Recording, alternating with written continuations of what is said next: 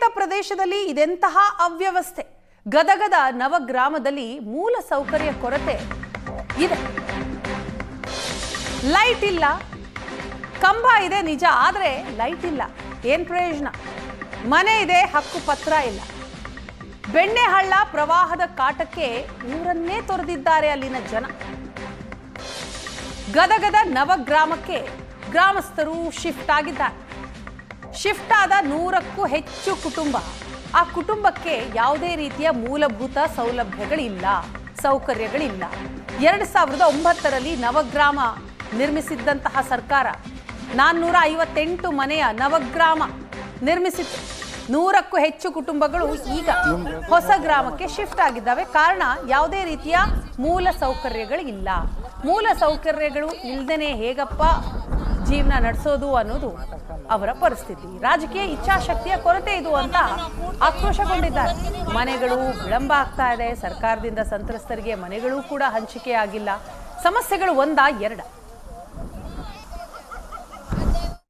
2006 ಮತ್ತು 2009ರಲ್ಲಿ ಬೆಣ್ಣೆಹಳ್ಳದ ಪ್ರವಾಹದಿಂದಾಗಿ ನರಗುಂದ ತಾಲೂಕಿನ ಕುರ್ಲಗೇರಿ ಗ್ರಾಮ ಸಂಪೂರ್ಣವಾಗಿ ಮುಳುಗಡೆ ಆಗಿತ್ತು. ಅದಾದ ನಂತರ 2010 ಮತ್ತು 2011ರಲ್ಲಿ ನವಗ್ರಾಮವನ್ನು ನಿರ್ಮಾಣ ಮಾಡಿರ್ತಾರೆ. ನಾವೀಗ ಅದೇ ನವಗ್ರಾಮದಲ್ಲಿದ್ದೇವೆ.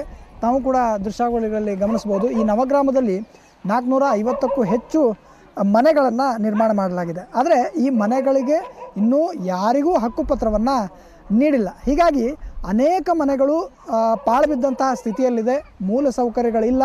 ಹೊಸ ಗ್ರಾಮ ಅನ್ನೋ ಕಾರಣಕ್ಕೆ ಗ್ರಾಮ ಪಂಚಾಯತಿಯಿಂದ ಯಾವುದೇ ಹೊಸ ಯೋಜನೆಗಳಾಗಿರ್ಬೋದು, ರಸ್ತೆಗಳಾಗಿರ್ಬೋದು, ಮೂಲಭೂತ ಸೌಕರ್ಯ ತಾವೇನು ಗಮನಿಸ್ತಾ ಇದ್ದೀರಿ, ಲೈಟ್ ಕಂಬದ ವ್ಯವಸ್ಥೆಯನ್ನು ಮಾಡಿದ್ದಾರೆ.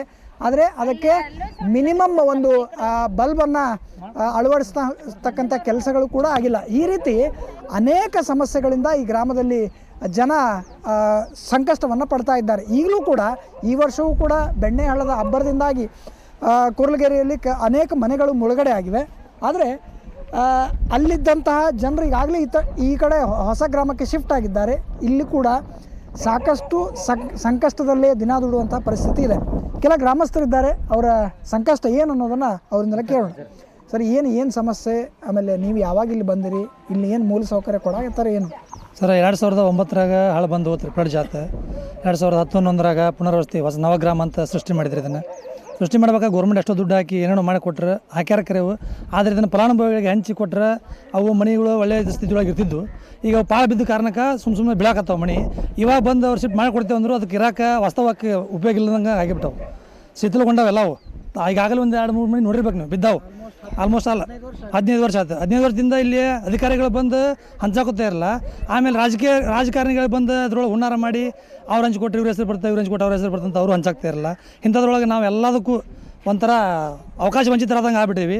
ಈಗ ಅವು ಏನಾಗ್ಯಾವ ಅಂದ್ರೆ ಸಣ್ಣ 12-24 ಮನೆ ಕಟ್ಟಿಕೊಟ್ರೆ ಅದ್ರೊಳಗೆ 2-2 ಗಂಡ ಹೆಂಡತಿ ಅಷ್ಟೇ ವಾಸ ಮಾಡ್ಬೋದು. ಮಕ್ಕಳು ಮರಿದ್ರೆ ಏನು ಆಗಂಗಿಲ್ಲ. ದನ ಕಟ್ಟಾಕಿಲ್ಲ. ನಮ್ಮ ಮನುಷ್ಯರ ವಾಸ ಮಾಡೋಕೆ ದನ ಕಟ್ಟಕ್ಕೆ ಜಾಗ ಇಲ್ಲ, ದನ ಕಟ್ಟಾಕಂದ್ರೆ ಮನುಷ್ಯರಿಗೆ ಇರೋಕ್ಕೆ ಜಾಗ ಇಲ್ಲ. ಆದರೆ ಇದನ್ನೆಲ್ಲ ಮಾಡೋಕೆ ಅಧಿಕಾರಿಗಳಿಗೆ ಪರ್ಮಿಷನ್ ಐತಿ, ಅವ್ರು ಮಾಡಿಕೊಟ್ರೆ ಅನುಕೂಲ ಆಕತಿ. ಅವ್ರು ಮಾಡಾಕ್ತಾ ಇರಲ್ಲ, ಯಾರೂ ಮೇಲೆ ಹಾಕೋಲ್ರಿ.